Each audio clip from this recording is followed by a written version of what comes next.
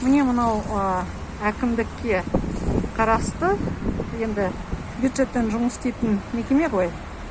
Қазақтарға, мынау қазақтармен жұмысы жоқ, тек қана орыстармен жұмыс істейді. Өйткені мектепте қайтып жазып, басқа жерде ешқандай жазу жоқ. Так, енді қазір көрсетем, қандай бұл мекеме екенін. Так. Қазір. Неге?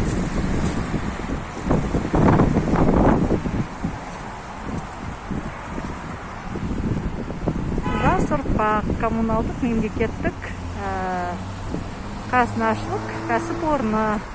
Жас ұрпақты бізде тәрбиелейді тек қана Ресейдің мемлекеттік тілінде, қазақ мемлекетінің тілінде. Сол үшін бізде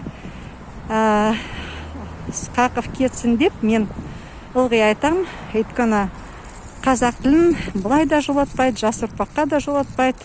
Мектептерде бізде барлығы орыс тілді, енді 70% орыс тілді мектептер бізде.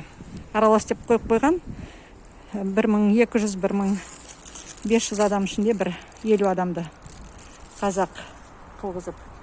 Мінекей, тек қана орыс тілінде КГГП жас ұрпақ деп тұр. Вот осындай емес. Немене? Кому?